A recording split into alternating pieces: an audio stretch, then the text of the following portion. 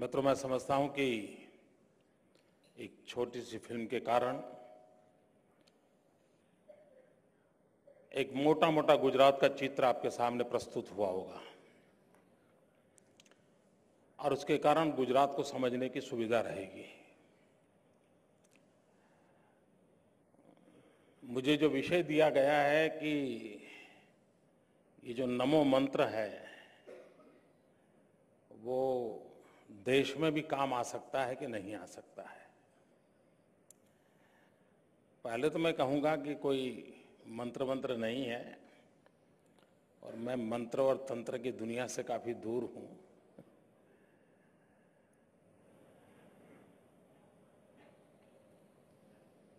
हमारे देश की जो सहज स्वाभाविक शक्तियां हैं, हमारी जो सहज प्रवृत्तियां हैं और सदियों से हमारे यहां जो विजडम इवॉल्व हुआ है, अगर उसको जोड़ करके किसी चीजों को किया जाए तो मैं नहीं मानता हूं कि कभी हमें विफलता मिलेगी। और गुजरात ने जो किया है यही किया है। हमारे पास जो कुछ भी सामर्थ्य उपलब्ध है, क्या हम हमारे पास जो उपलब्ध सामर्थ्य है उसका गर्व करते हैं या हम ही दिन रात रोते बैठते हैं? एक काम जो गुजरात ने किया है वो पूरा देश कर सकता है। जब हमारे यहां क्रिकेट वर्ल्ड कप होता है तो एक बहुत बड़ा फीवर होता है पूरे देश में, एक देशभक्ति का एक जज्बा, एक माहौल क्रिएट हो जाता है और उस विजय और पराजय का प्रभाव भी मन पे होता है। लेकिन क्या यह आवश्यक नहीं है कि हम हमारी चीजों के प्रति एक गर्व का भाव स्थायी रूप से पनपे, ऐसे प्रयास करें? गुजरात ने गुजराती प्राइड, गुजरात के प्रति गर्व, गुजराती होने का एक आनंद, और इन चीजों ने कई चीजों को सफलता देने वाले में बहुत बड़ा रोल प्ले किया है। सामान्य रूप में उसे लगता है कि यार इतना सारा टैक्स देना है क्या, लेकिन जब उसको लगता है कि यार अपना गुजरात आगे बढ़ रहा है, मुझे भी टैक्स देना चाहिए, तो बड़ी खुशी से देता है। यानी हम किस प्रकार से मन मस्तिष्क को बदल करके नेतृत्व करते हैं उस पर डिपेंड करता है। क्या हम हिंदुस्तान के अभिमान को जगा करके, हिंदुस्तान की उन शख्सियत को जगा करके देश के सभी नागरिकों के दिल में देश को आगे बढ़ाने का संकल्प पैदा नहीं कर सकते हैं? मैं गुजरात अनुभव से कह सकता हूं कि मुश्किल काम नहीं है, सिर्फ तय करना है, ये करना है। और अगर इस भावात्मक अवस्था को क्रिएट करते हैं तो स्थितियां और कैसे बदली जा सकती है। मैं ऐसे ही जब रास्ते में भी आ रहा तो मेरे मन में एक विचार आया। ये जो नरेगा योजना की बड़ी चर्चा होती है, एम्प्लॉयमेंट गारंटी स्कीम, मेरे मन में विचार आया कि यही काम भले यही करें, लेकिन ये अगर कहते शब्द कि डेवलपमेंट गारंटी स्कीम,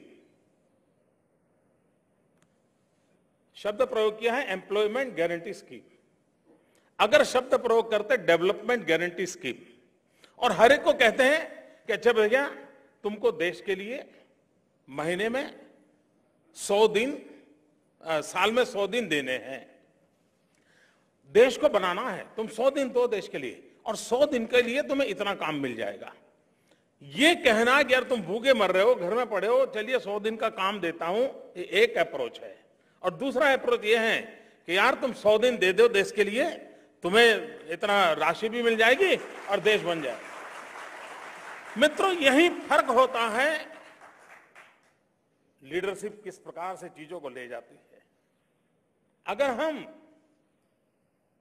एक ही बात को एक ही अलग तरीके से लोगों के सामने रख करके एक नया विश्वास पैदा कर सके, तो हर व्यक्ति को लगता कि हाँ यार, मैं ये काम कर रहा हूं डेवलपमेंट के लिए कर रहा हूं।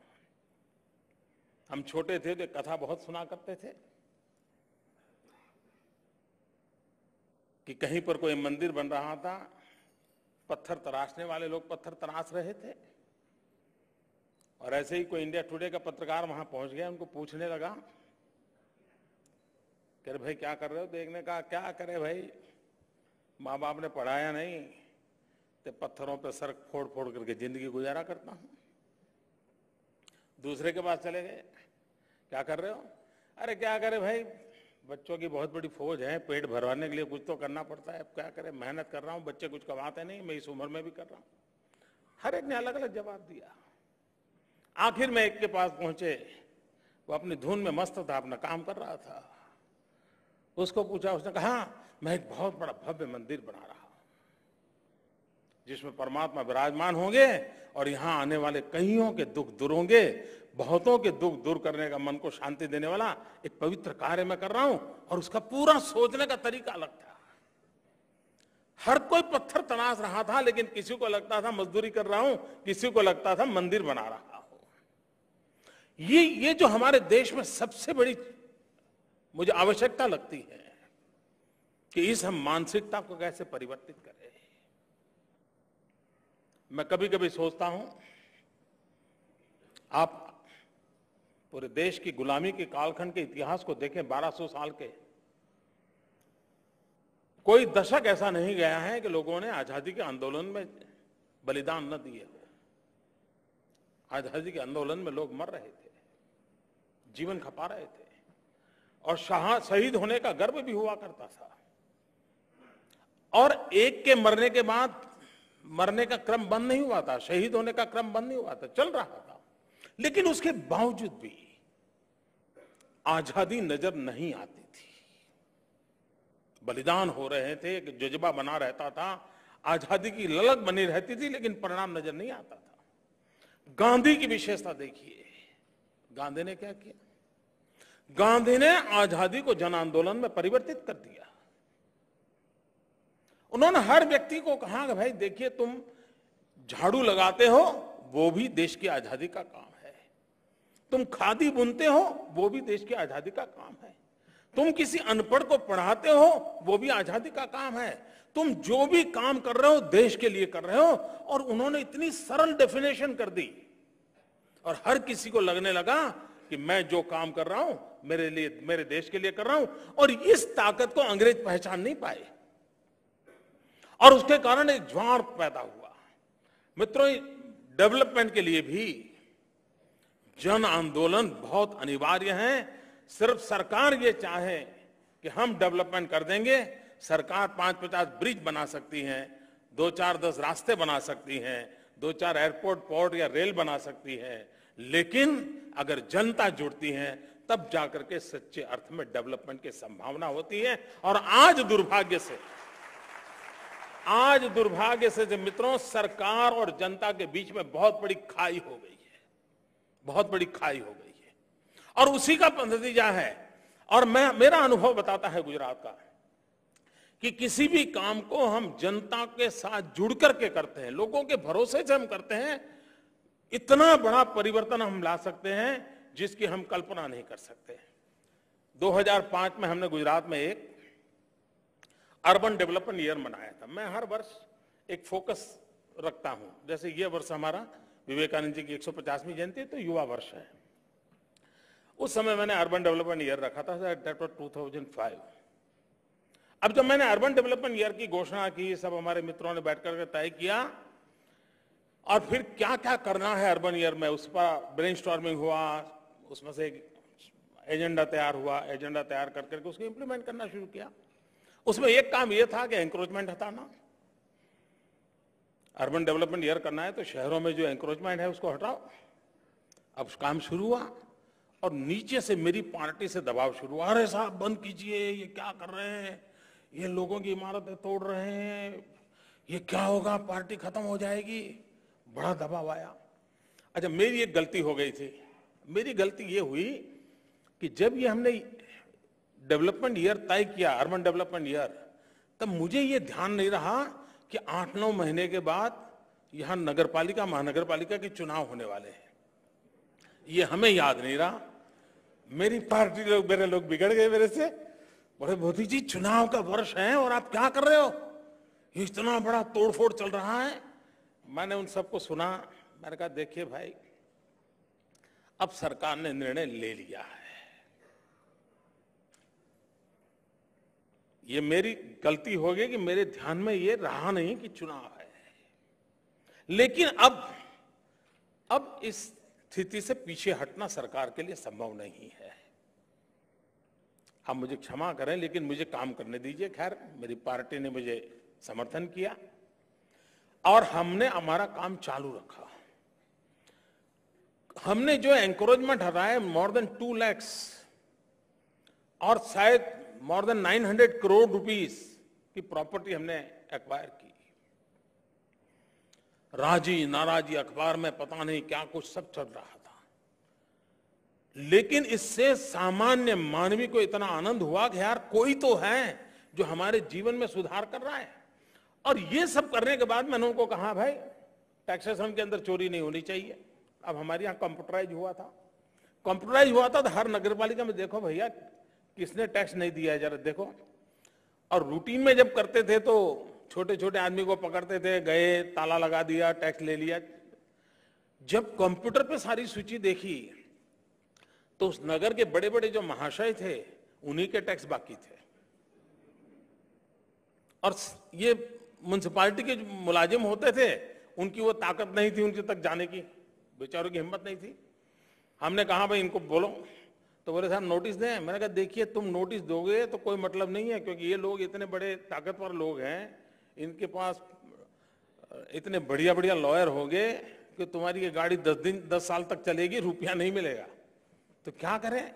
हमने कहा एक रास्ता खोलो, जिन जिन लोगों के टैक्स बाकी हैं उनके यहां जाकर के कागज दे दो और उनको बताओ देखो भाई अगले मंडे तक इतना टैक्स आपको भरना है। अगर आप टैक्स नहीं भरोगे तो उसके 4 दिन के बाद स्पेशल यूनिफॉर्म पहने हुए ढोल बजाने वाले लोग तुम्हारे घर के बाहर आएंगे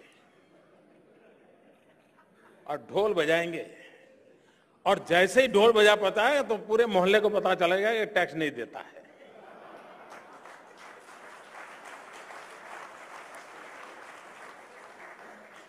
और मित्रों 98% टैक्स कलेक्शन की दिशा में हम आगे बढ़े। कोई कानून नहीं, कोई वकील नहीं, कोई झगड़ा नहीं, कुछ नहीं।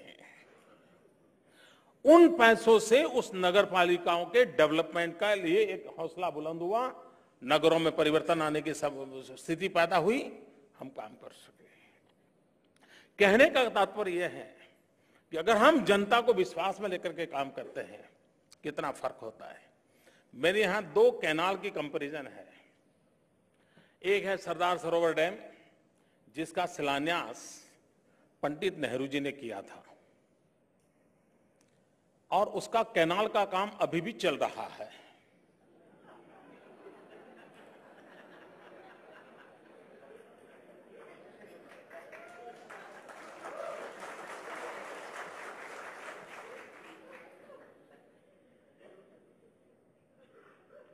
दूसरा, हमने एक सुजलाम सुफलाम स्कीम बनाई जिसमें डैम का जो फ्लड वाटर होता है उसको कच्ची कैनाल में ले जाकर के वाटर रिचार्जिंग के लिए काम करना। इत्तेफाक से नर्मदा की मेन कैनाल की लंबाई और ये मेरी सुजलाम सुफलाम कैनाल की लंबाई करीब करीब 400+ किलोमीटर है, दोनों के समान।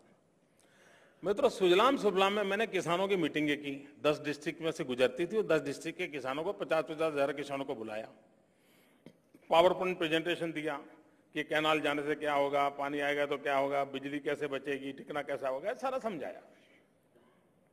और मैंने उनको कहा कि भाई ये काम आपको करना है और आपको मुझे कर देना है। आप जानकर के हैरान होंगे कि पंडित नेहरू वाले जमाने की कैनाल का काम अभी चल रहा है, ये काम 2 साल में पूरा हो गया, पानी बहने लग गया, 3 टाइम फसल लेने लग गए और मेरे वहां की जमीन दीता। कहने का तात्पर्य यह है कि हम सरकारों को सरकारी तौर पे चला रहे हैं, उसमें बहुत बड़े बदलाव की आवश्यकता है। ये एक दूसरा भाव जनता में जो पड़ा है उसको भी बदलने की आवश्यकता है। हमारे देश में क्या रहा, जनता को लगा कि हम इनको एक 5 साल का कॉन्ट्रैक्ट देते हैं अपना वोट दे करके, कि मोदी को 5 साल गुजरात दिया, अब ठीक ठाक करके दे दो, और नहीं दिया तो अगले 5 साल तुम्हारी छुट्टी करेंगे। यानी हमने डेमोक्रेसी का अर्थ यही बना दिया कि किसी को वोट दे करके कॉन्ट्रैक्ट दे देना और फिर उसका हिसाब मांगना, हिसाब में नहीं निकला तो दूसरे को ले आना, दूसरा गया तो तीसरे को ले आना। मैं समझता हूं डेमोक्रेसी ये सिर्फ वोट दे करके सरकारें चुनने वाला हिस्सा नहीं है। डेमोक्रेसी का पूरा मतलब मैं ये समझता हूं जनता और सरकार ने मिलजुल करके देश और राज्य को आगे बढ़ाना है। ये मॉडल हमने डेवलप नहीं किया। गुजरात ने उस दिशा में कोशिश की है, उसके कारण हमें परिणाम भी मिले हैं। मित्रों, यहां आपने सुना देखा, अभी हमने एग्रीकल्चर में बहुत बड़ा रिवॉल्यूशन किया है, लेकिन मेरे यहां बिजली के लिए किसान आंदोलन करते थे। और जब हमारे यहां पूर्व में किसानों पर बिजली मांगने के कारण गोलियां चली थी, 11 किसान मर गए थे। जब मैं आया सत्ता में, मैंने किसानों से मिला, मैंने कहा भैया ये बिजली का रास्ता बंद करो, आप बिजली छोड़ो। मित्रों, हिंदुस्तान में ये हिम्मत के साथ कहने के लिए राजनीति में ताकत लगती है कि किसान को ये कहना कि तुम बिजली की विषय से बाहर निकलो, क्यों बिजली के लिए अपना सर फोड़ रहे हो, क्यों बिजली के लिए झगड़ा कर रहे हो, बिजली छोड़ो। मेरे राज्य के किसान बिजली छोड़ने को तैयार नहीं थे। मैंने कहा आपकी जरूरत बिजली नहीं है, आपकी जरूरत पानी है। आप पानी के लिए झगड़ा करो, पानी मांगो। शुरू में हमारे यहां भारतीय किसान संघ, जो हमारे संघ परिवार की इकाई है, उन्होंने मेरे खिलाफ बहुत बड़ा आंदोलन किया, पुतले जलाए, मेरे अच्छे मित्र सारे अनशन पर बैठे। मैं अड़िग रहा। मैंने कहा भाई जब तक मैं मेरे किसानों को बिजली से बाहर नहीं लाता हूं और पानी की ओर केंद्रित नहीं करता हूं, मैं मेरे गुजरात की स्थिति बदल नहीं सकता हूं। भाइयों बहनों, आज मैं बड़े गर्व के साथ कहता हूं कि मेरे गुजरात के किसानों ने बिजली के आधार पर कृषि को विचार को छोड़ करके पानी के आधार पर कृषि को मूल मंत्र माना, और उसके कारण हर एक को पानी बचाने की इच्छा होने लगी, पानी का महात्म्य समझा। फ्लड इरिगेशन से स्प्रिंकलर इरिगेशन, माइक्रो इरिगेशन की तरफ वो जाने के लिए तैयार हुआ। वो अपने आप में एक जन आंदोलन का परिणाम हुआ कि वो, वरना मैं जब गुजरात में 2001 में काम लिया था, तब मेरे यहां 10 साल में 7 साल अकाल वाला राज्य, पानी की किल्लत वाला राज्य, नर्मदा से अधिक मेरे पास कोई नदियां नहीं है, उसके बावजूद भी पानी का बेतहा उपयोग होता था। इन मेरी व्यवस्थाओं का परिणाम यह आया कि उस समय 10,000 हेक्टेयर भूमि में माइक्रो इरिगेशन था। Today it is 8 lakh. आप कल्पना कर सकते हैं, तो 40 साल में 10,000 हेक्टेयर। और उसका परिणाम यह आया कि पूरे एग्रीकल्चर जीवन के अंदर बहुत बड़ा बदलाव आया। कहने का हमारा तात्पर्य है कि हमने बदलाव। दूसरा है हमारी ब्यूरोक्रेसी। मैं मानता हूं हमने जो एक काम किया है, मैंने हमारे यहां एक प्रयोग किया, चिंतन शिविर। कॉर्पोरेट वर्ल्ड के लिए ये कोई नई चीज नहीं है, लेकिन गवर्नमेंट सिस्टम के लिए नई चीज है। मैं हमारे 250-300 की जो मेन टीम है अफसरों की, उनको ले जाकर के 3 दिन कहीं जाकर के रहता हूं, और पूरे समारोह में मैं पीछे बैठता हूं। मंच पे कोई होता नहीं, कोई भी जूनियर अफसर आता है, रिपोर्टिंग करता है। मेरी रिपोर्टिंग की स्टाइल मैंने बदली है। कैसे? मैं ये नहीं पूछता हूं कभी क्या नहीं हुआ, मैं ये पूछता हूं जो अच्छे से अच्छा हुआ वो बता दो बस। तो मुझे पता चलता है कि इनकी क्षमता क्या है, पूछने की जरूरत। यानी पूरा अप्रोच बदलने से पूरे गवर्नमेंट सिस्टम को कैसे मोबिलाइज किया जा सकता है, छोटे छोटे छोटे तरीके पर है। मैंने उनसे एक दिन बातचीत करते हुए मैंने कहा देखिए भाई, ब्यूरोक्रेसी ने अपना माइंडसेट बदलने की आवश्यकता है।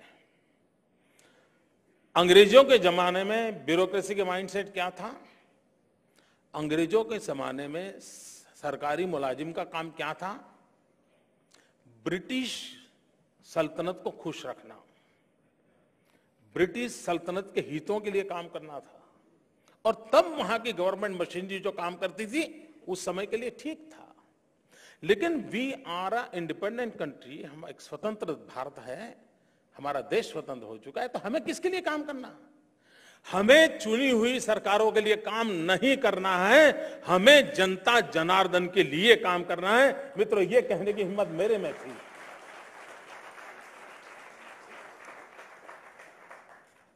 और मेरे यहां मैं मुलाजिम को कहता हूं, तुम्हारा काम चुनी हुई सरकार की भलाई नहीं है, तुम्हारा काम जनता जनार्दन का है। ये डेमोक्रेसी है, किसी की भलाई के लिए शासन व्यवस्थाएं आजादी के पहले चलती थी, जनता की भलाई के लिए शासन व्यवस्था आजादी के बाद चली है।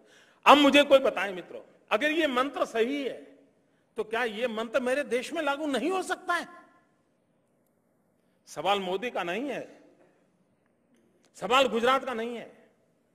क्या हम हमारे देश के ब्यूरोक्रेसी के दिमाग में चीज नहीं भर सकते हैं कि आपकी हर चीज की प्रायोरिटी ये रहेगी कि आखिरी गरीब से गरीब आदमी की भलाई में इसमें क्या रहा है, तुम्हारे निर्णय में, तुम्हारी पॉलिसी में?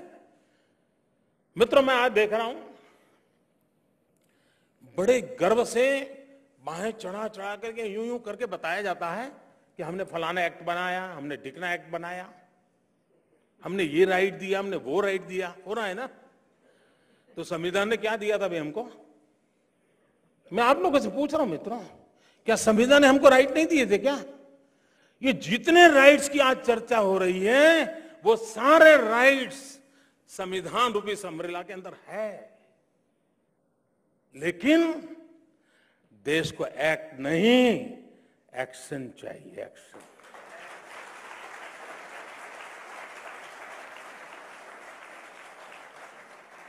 मित्रों, एक बार दो मित्र जंगल में शिकार करने के लिए चले गए।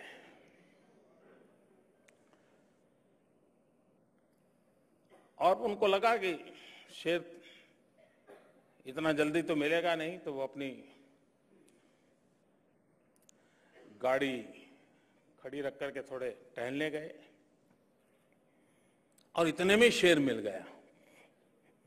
अब उनकी बंदूक सब गाड़ी में पड़ी थी, अब करें क्या? तो उन्होंने क्या किया, जेब में से पिस्तौल का लाइसेंस निकाला और शेर को दिखाया।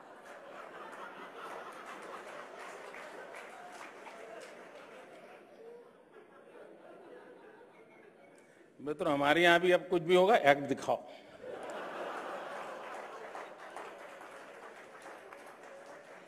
क्या मजाक बना दिया है मित्रों देश का। मित्रों, सर्व शिक्षा अभियान वाजपेयी जी के नेतृत्व में जो आंदोलन का रूप दिया था, वो एक सही दिशा में प्रयास था, देश में एक शिक्षा का माहौल खड़ा करने। कोई एक्ट लाने की जरूरत नहीं पड़ी थी, लेकिन एक्ट तब लाना पड़ता है जब एक्शन का नामो निशान नहीं होता है और आपको अपना दुनिया को अपना काम दिखाना होता है। मित्रों, गुजरात के अंदर गर्ल चाइल्ड एजुकेशन में बहुत बड़ी दिक्कत थी। हमें कोई कानून बनाने के लिए जाना नहीं पड़ा, कानून तो थे ही थे, संविधान में सारी व्यवस्थाएं थी, जिम्मेवारियां भी थी, कर्तव्य भी थे। हमने एक अभियान चलाया कि हम बच्चों को शिक्षा। आज मेरे राज्य के अंदर स्कूल जाने की उम्र में 100% एनरोलमेंट है, 100%। उसके लिए नए कमरे बनाने पड़े, नए टीचर लाने पड़े, ज्यादा बजट देना पड़ा, वो सब किया।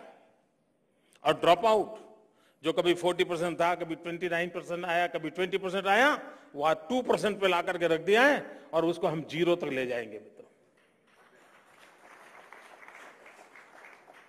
ये हो सकता है कि नहीं हो सकता है?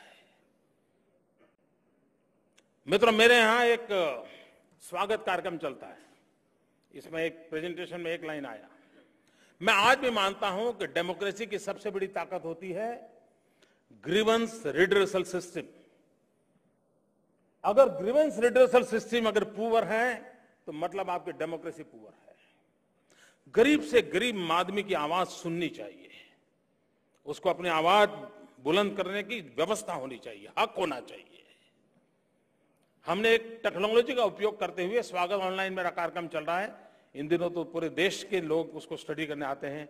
यूनाइटेड नेशन ने उसको बहुत बड़ा अवार्ड देकर सम्मानित किया है।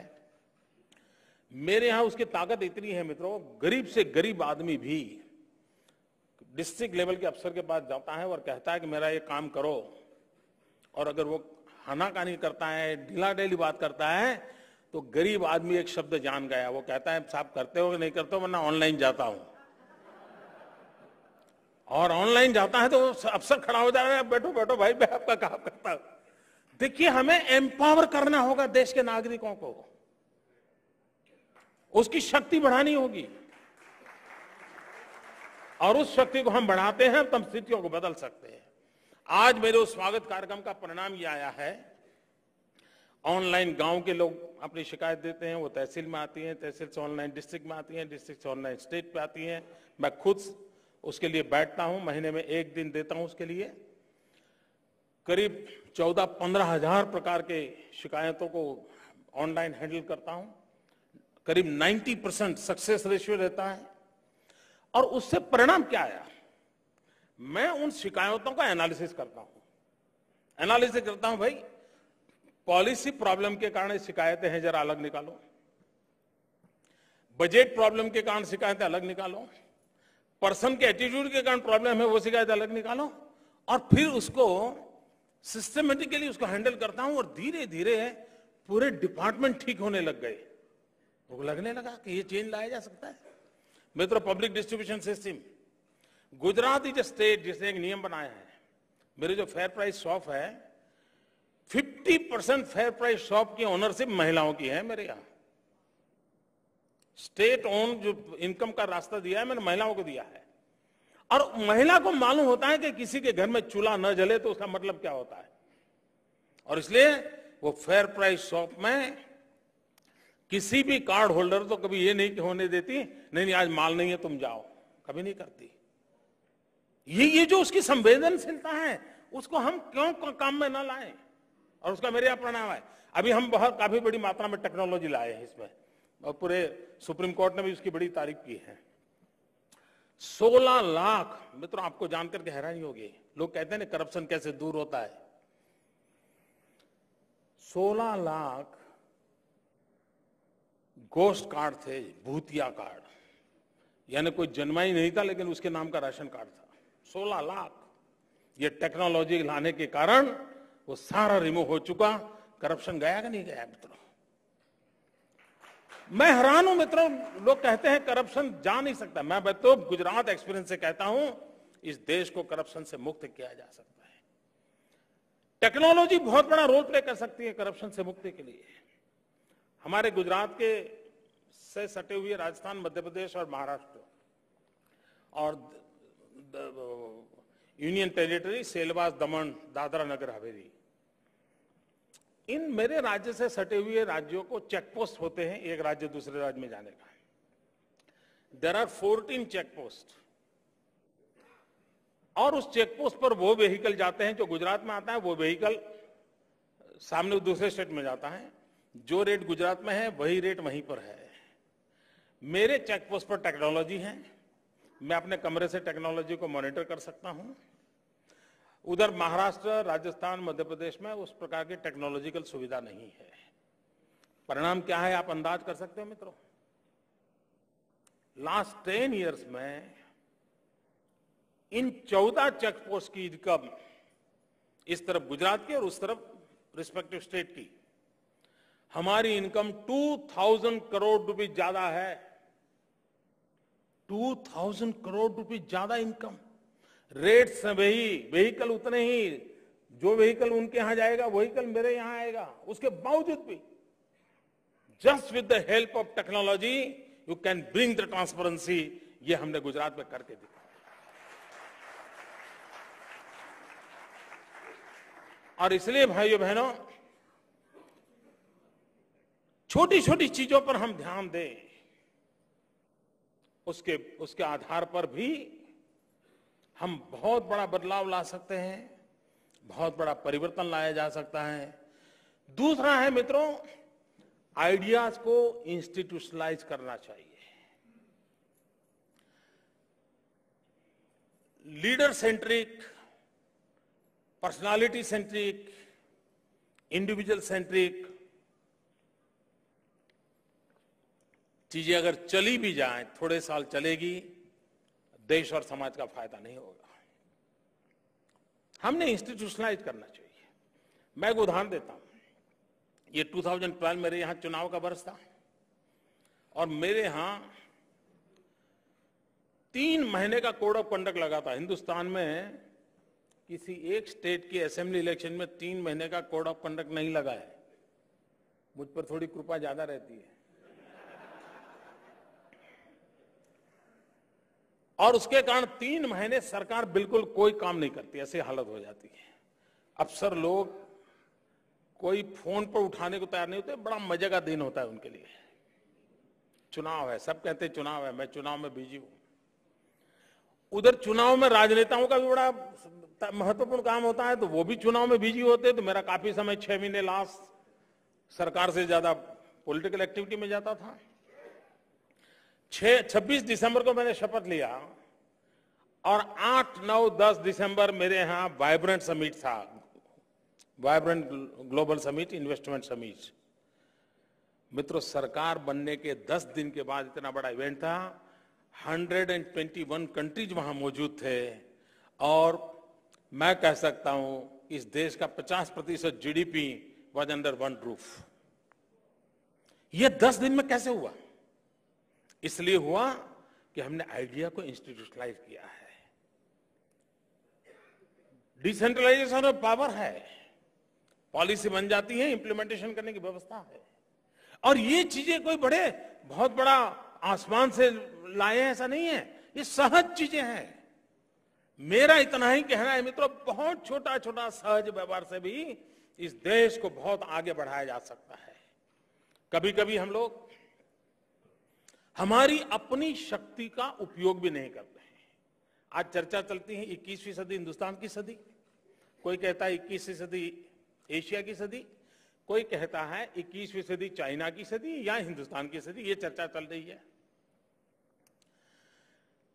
हमारे पास 2 चीजें ऐसी हैं जिसको लेकर के चाइना के कंपैरिजन में हम दुनिया के सामने एक ताकत बनकर के उभर सकते हैं। एक डेमोग्राफिक डिविडेंड। 65% जनसंख्या इस देश की 35 से कम आयु की है, नौजवानों का देश है। ये डेमोग्राफिक डिविडेंड सारे दुनिया के अंदर एक ताकत के रूप में हम प्रस्तुत कर सकते हैं।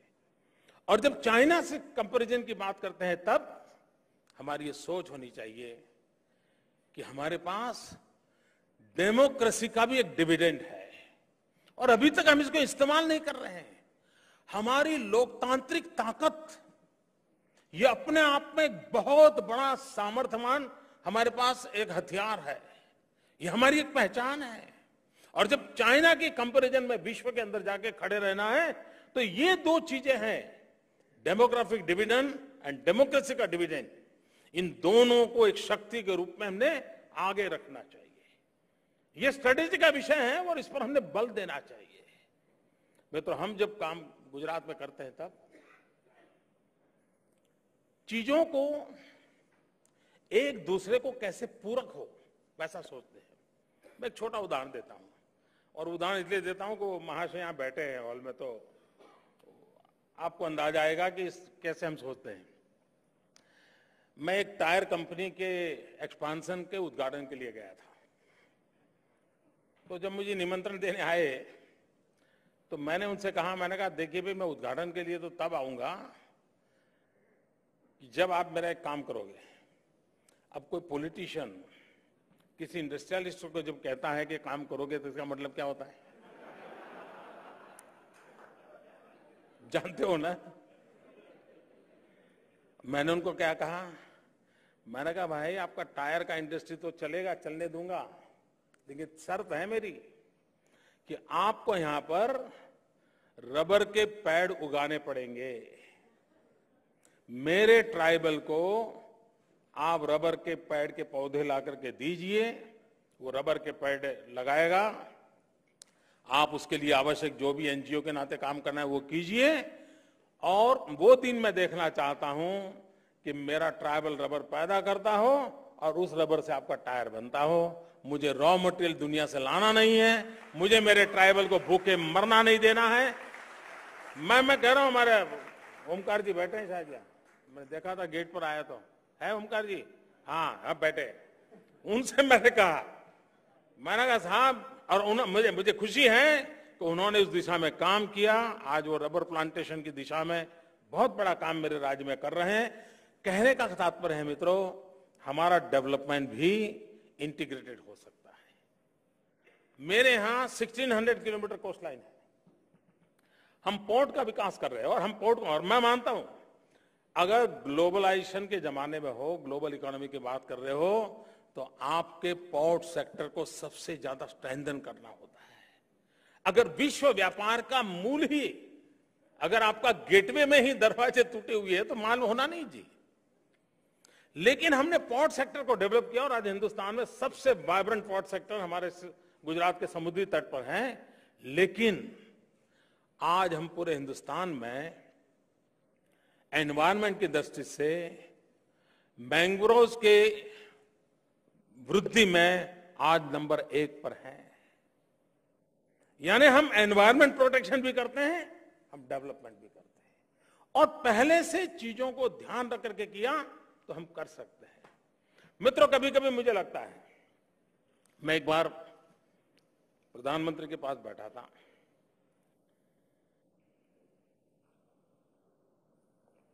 शुरू में हम कोई बोल नहीं रहे थे, बाद में मैं बोल रहा था।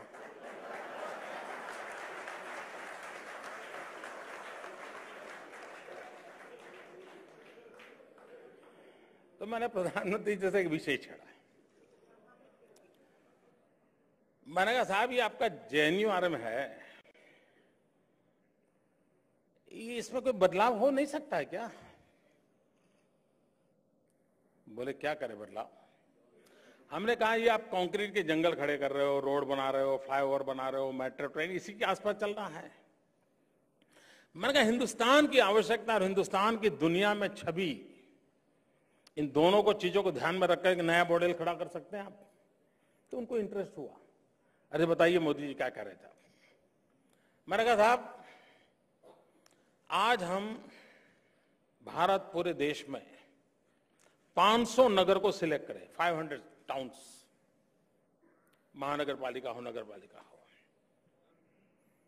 और JNNURM2 बहुत तरीके से आगे बढ़े कि हम solid waste management and waste water treatment इसको प्राथमिकता दें, और सॉलिड वेस्ट मैनेजमेंट से फर्टिलाइजर बनाएं, वेस्ट वाटर ट्रीटमेंट करके वो पानी किसानों को वापस शहर से गांव की ओर दे, और हर शहर के सराउंडिंग 40-50 किलोमीटर के रेंज में आपने देखा होगा सभी किसान सब्जी की खेती करते हैं।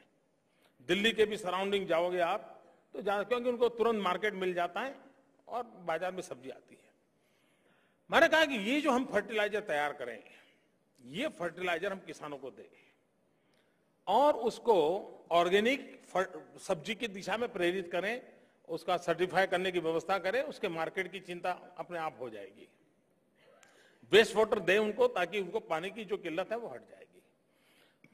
विपुल मात्रा में सब्जी शहर में आएगी तो सस्ती होगी और गरीब आदमी भी सब्जी खाएगा तो न्यूट्रिशन के प्रॉब्लम सॉल्व होंगे और एक हम समस्या का समाधान करेंगे।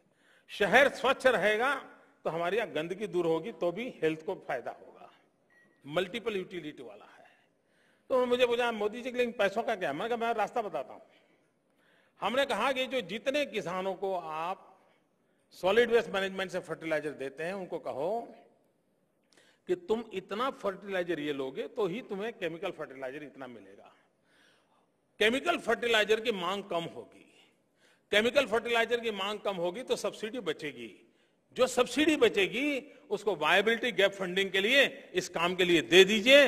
हिंदुस्तान के 500 शहर साफ सुथरे हो जाएंगे। उनको बड़ी रुचि हुई। मैंने पूरा उनको ऐसे ही मैं जुबानी बोल रहा था, कोई कागज वगैरह तो था नहीं मेरे पास, ये उस समय विचार आया तो मैं बोल रहा था। तो कहा मोदी जी ऐसा करो, मुझे एक रिपोर्ट बना करके दो।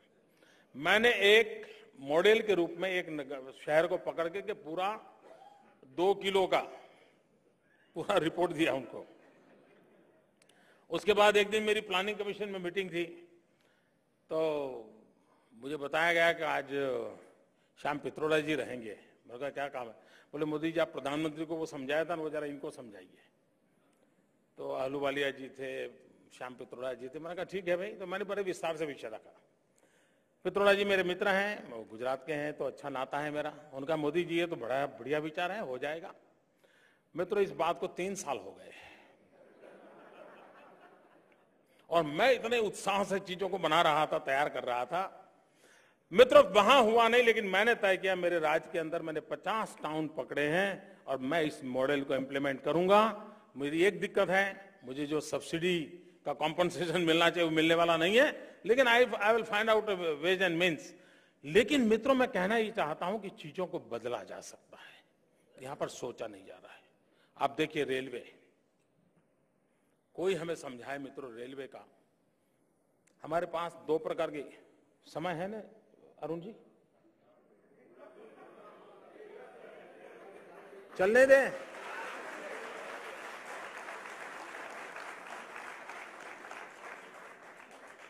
जनता का फैसला आखिरी होता है।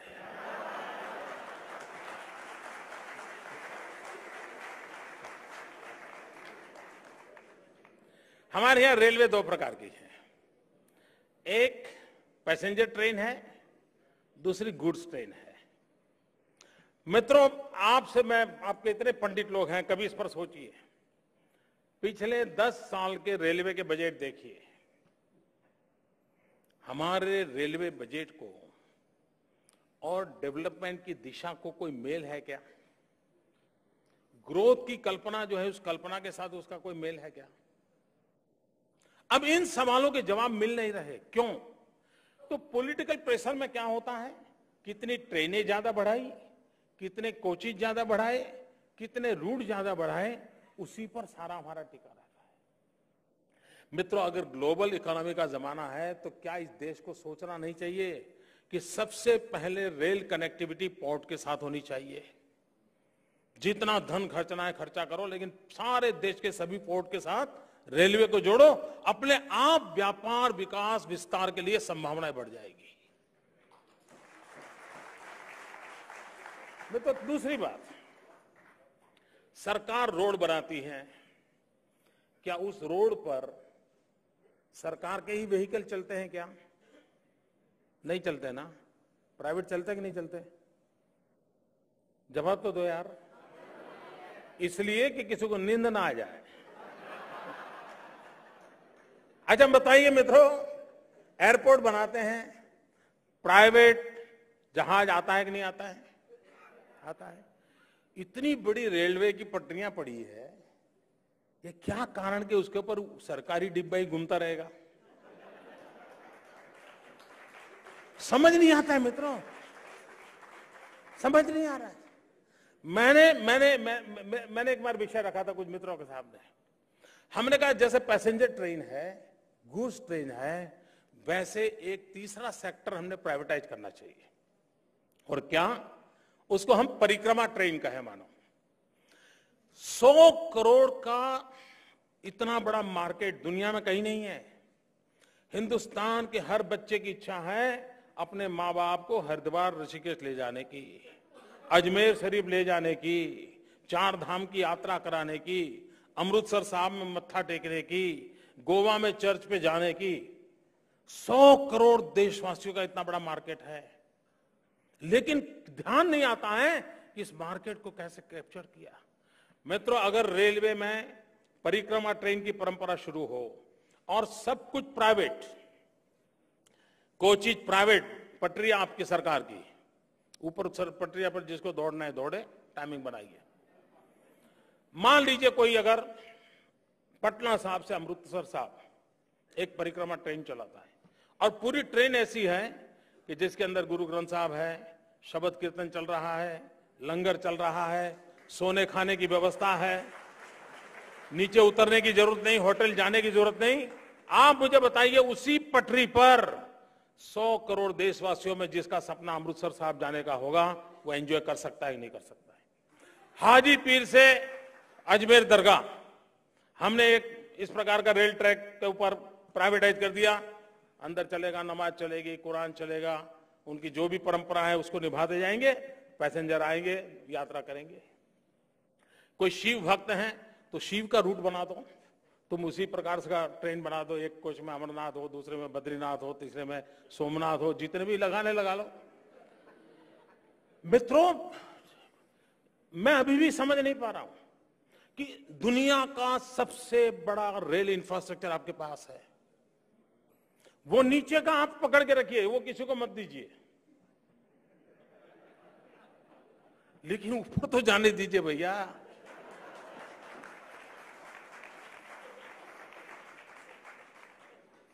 आप कल्पना कर सकते हैं मित्रों, 100 करोड़ लोगों की सुविधा अगर कि आप सकड़ा करें, ये कितना बड़ा बिजनेस हो सकता है मित्रों। और यहां किसी को मन कर जाए तो मेरे इस आइडिया का कोई कंसल्टेंसी नहीं लूंगा। मैं हैरान हूं मित्रों, क्या हम रोड बनाते हैं, क्या कोई सरकारें कार बनाती है, क्या ट्रक बनाती है, क्या काम चल रहा है कि नहीं चल रहा है? इनको कोचिज बनाने के कारखाने क्यों लगाने पड़ रहे हैं? क्या प्राइवेट नहीं हो सकता है? क्या ऑर्डर दे दो प्राइवेट कोचिज बने, भाई रेलवे को चाहिए वो ले लेंगे। ये आपके दिल्ली की मेट्रो ट्रेन के सारे कोचिज मेरे गुजरात में बनते हैं, वो यहां जाते हैं, माल बिकता है। कहने का तात्पर्य यह है मित्रों कि एक जो आउट ऑफ बॉक्स थिंकिंग चाहिए, उस थिंकिंग का अभाव है, और इसके कारण मित्रों एक ऐसी हालत बनकर के बैठी है जैसे कुछ हो ही नहीं रहा है, एक निराशा का माहौल है। मैं मित्रों गुजरात एक्सपीरियंस के साथ में, और ये मैं जितनी चीजें बताता हूं, we are the first state in the country जिसके यहां प्राइवेट रेलवे है। हमने भारत सरकार की रेलवे के साथ समझौता किया है, भारत सरकार, हम और प्राइवेट पार्टी, मेरी यहाँ वो रेलवे सफलतापूर्वक चल रही है। मित्रों, इतनी व्यवस्था है, इन व्यवस्था को उपयोग कैसे करें? हमने एक छोटा सा प्रयोग किया है, वो प्रयोग और क्यों नहीं करते हमें समझ नहीं आता है। मेरे यहां दुनिया का सबसे बड़ा कैनाल नेटवर्क है, माइक्रो तक जाऊंगा तब वो दुनिया का सबसे बड़ा होगा। अब हमने इसमें एक सोचा, क्योंकि मेरा रिन्यूएबल एनर्जी में बड़ा विश्वास है, एनवायरमेंट फ्रेंडली डेवलपमेंट ये मेरा कन्विक्शन है, it's article faith for me, तो मैं हर चीज में इन चीजों को जोड़ता रहता हूं। हमने कैनाल टॉप पर सोलर पैनल लगाई है। अब कैनाल के, वैसे सोलर के अंदर जमीन इतनी महंगी लेकर के सोलर पार्क खड़ा करना बहुत मुश्किल काम है, तो कोई रास्ता खोजना चाहिए। हमने कैनाल के ऊपर सोलर टॉप लगाए, और क्या फायदा हुआ? 1 किलोमीटर लंबी कैनाल पर 1 मेगावाट बिजली सोलर पैदा होती है। कैनाल के ऊपर टॉप लगने के कारण 1 kilometre per year 1 crore litre पानी इवेपोरेट होने से बच जाता है, जमीन बच जाती है, और नीचे ठंडा पानी बहने के कारण 16% एनर्जी जनरेशन ज्यादा हो रहा है। और हमारे गुजरात की योजना है, आने वाले दिनों में सारे मेरे सोलर प्लांट कहीं पर भी जमीन का दुरुपयोग किए बिना कैनाल के ऊपर लगाकर मैं पानी भी बचाऊंगा, सूरज के ताप से लूंगा। मित्रों, पूरा देश और दुनिया एनर्जी क्राइसिस की चर्चा कर रहा है। 4-5 साल पहले G8 समिट का एनर्जी क्राइसिस एक सब्जेक्ट था, तो मैंने प्रधानमंत्री को एक चिट्ठी लिखी। मैंने उनको लगा कि आप G8 समिट में जा रहे हैं, एनर्जी के विषय पे जा रहे हैं। हमने कहा अगर हम सार्क देशों का समूह है, ओपेक कंट्री का समूह है, यूरोपियन देशों का समूह है, अनेक गुट विश्व में बने हुए हैं। क्या समय की मांग नहीं है कि हम भी एक गुट नया पैदा करें और जिसका नेतृत्व हिंदुस्तान करे? मैंने उनको चिट्ठी लिखी है और मैंने कहा India should lead a sun sun movement, SUN। और मैंने कहा वो देश जिनके भाग्य में सबसे ज्यादा सूरज है, ऐसे देशों का संगठन खड़ा किया जाए, एक कॉर्पोरेट फंड बनाया जाए और रिसर्च की व्यवस्था करके सोलार एनर्जी कैसे सस्ती हो उस पर रिसर्च हो, और जो ये सूरज के भाग्यवान देश हैं वो सोलार एनर्जी पर जाएं और दुनिया की पेट्रोलियम देशों की जो हम पर दबाव है और संकट है, हम देश को मुक्त करा सकते हैं। मित्रों, नहीं हुआ। एक बार प्रधानमंत्री जी ने फिर से मुझे एक दिन चाय पे बुलाया था, तो हमको भी लगा कि चलो मुफ्त में चाय क्यों पीना, कुछ तो देके आना चाहिए। तो हम उनको एक और आइडिया देके आए। मैंने कहा साहब, ये राजस्थान और गुजरात, उसकी सीमा पर पाकिस्तान से बचने के लिए हम लोग फेंसिंग कर रहे हैं, लेकिन वहां का सॉइल ऐसी है कि वो कोई भी कंस्ट्रक्शन करो कुछ दिन में वो लुढ़क जाता है। अब वो और क्या कारण होंगे वो आप जानते हो। वो फेंसिंग सिक्योरिटी नहीं देती है। तो मैंने कहा मेरे पास एक विचार है। बोले क्या? मैंने कहा ये हमारे BSF के लोग बॉर्डर पर बैठते हैं, ये अपने आप में एक एस्टेब्लिश ऑर्गेनाइजेशन है, उसके पास टेक्निकल स्टाफ होता है, इंजीनियरिंग विंग होता है। क्यों न हम हमारे इस रेगिस्तान पर, राजस्थान और गुजरात की सीमा पाकिस्तान के साथ सटी हुई पूरा रेगिस्तान है, क्यों न हम पूरे रेगिस्तान में 100 स्क्वायर किलोमीटर के सोलार पार्क बनाए,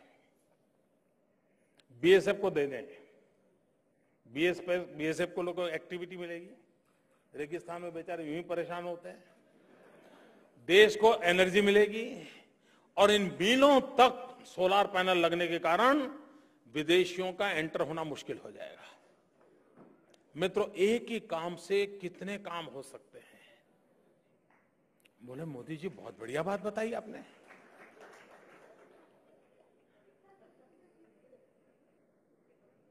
खैर कोई अच्छा व्यक्ति वहां पहुंचेगा तो इस बात का कुछ करेगा, अब तक तो हुआ नहीं।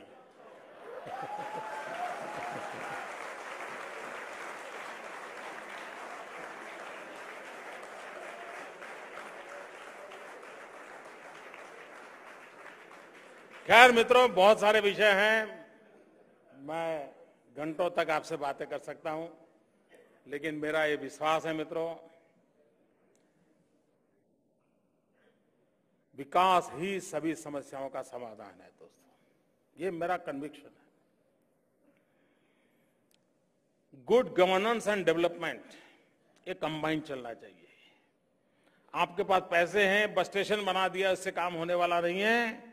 वहां का कंडक्टर नागरिकों के साथ कैसा बिहेव करता है, बस टाइम पे आती है कि नहीं आती है, ये गुड गवर्नेंस से पता चलता है। दोनों का कॉम्बिनेशन चाहिए और जन भागीदारी से होना चाहिए। और ये मंत्र ऐसा नहीं है जो हिंदुस्तान में लागू नहीं किया जा सकता है, बड़े आराम से किया जा सकता है। मित्रों, मैं मानता हूं आप लोग सवाल भी पूछना चाहते होंगे तो आप जरूर सवाल पूछ सकते हैं। मैं फिर एक बार धन्यवाद करता हूं। आपने, कई मित्र हैं जिनको बैठने के लिए जगह नहीं मिली, लेकिन फिर भी इतना प्यार से मुझे झेल रहे हैं, इसलिए मैं आपका बहुत आभारी हूं। धन्यवाद मित्रों।